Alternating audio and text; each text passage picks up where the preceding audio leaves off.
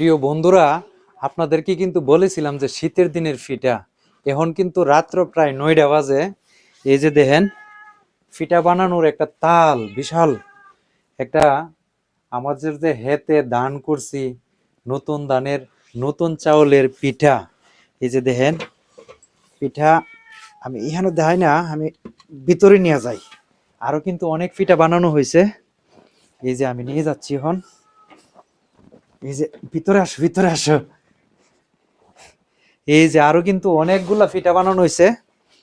কিন্তু এই যে আপনারা যে বলছিলেন যে আমার জমিতে যে ধান হয়েছে, ধানের মানে আপনারা বলছিলেন দাওয়াত করার জন্য।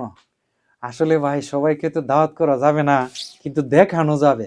এই যে দেখেন পিঠাগুলা ডালতে দিতে পারি না।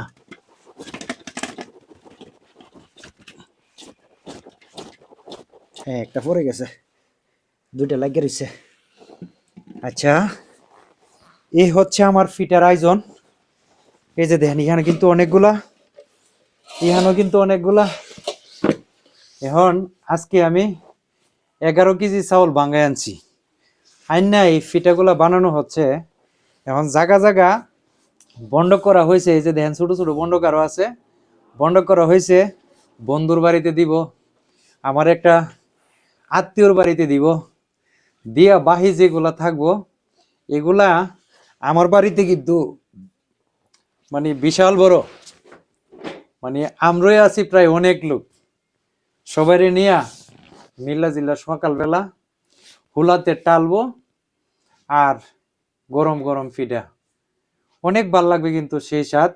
আর এগুলা রেডি করতেছি এখন, জায়গা জায়গা নিয়ে পচাবো। এখনই নিয়ে দিয়ে আসবো, এখনই নিয়ে দিয়ে আসবো আত্মীয়র বাড়িতে নিয়ে। আজ এগুলা দিয়ে অনেক এগুলা দিয়ে আসবো এক্ষুনি, হেরা যাতে সকালবেলা গরম গরম হাইতে পারে।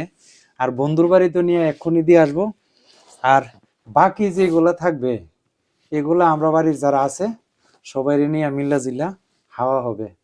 কিন্তু যারা প্রবাসে থাকেন তারা তো আসলে এইসব শীতের দিনের পিঠা অনেক মিস করেন, অনেক মিস করেন। কিন্তু এই খাবারগুলা আসলে কবে মায়ের হাতে রান্না খাইছিলেন, কবে এই ভালোবাসা মায়ের হাত থেকে পাইছিলেন, অনেকের কাছে স্মৃতি হয়ে আছে, স্বপ্নের মতো। কিন্তু বাস্তবে উপভোগ করা সম্ভব হচ্ছে না এই মায়ের হাতের পিঠা।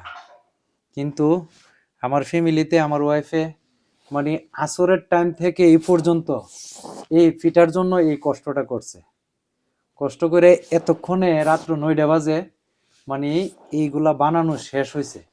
এখন আমি এই আদান বাড়িতে আসছি ফার্মেসিতে আইসা, এখন এই পিঠাগুলা জেরে জেরে দেহইয়া এগুলা এক্ষুনি নিয়ে দিয়ে আসবো, এক্ষুনি নিয়ে দিয়ে আসবো। আমি রেডি হইতেছি, আমার ছোট মেয়ের আমার সাথে যাবো। কই দানিশ, কি করে? এখানে এখানে এই যে রেডি হইতেছে, আমার সাথে যাইবো। এই পিঠাগুলা নিয়ে আমার সাথে গিয়া দিয়ে আসবে। তো ধন্যবাদ সবাইকে। যদি এই ভিডিওটা ভালো লাগে তাহলে কিন্তু প্রিয় বন্ধুরা অবশ্যই শেয়ার করে দিবেন, সবাইকে দেখার সুযোগ করে দিবেন। তাহলে এইসব পিঠা বানানোর জন্য মানুষের আরো মন মানসিকতা হবে। আর প্রবাসে যারা থাকে, বাড়িতে যারা মা বাবা আছেন, আত্মীয় স্বজন আছেন, সবাই চেষ্টা করবেন পিঠা এভাবে বানিয়ে প্রবাসে পাঠানোর জন্য। তো ধন্যবাদ সবাইকে, ভালো থাকুন, আসসালামু আলাইকুম।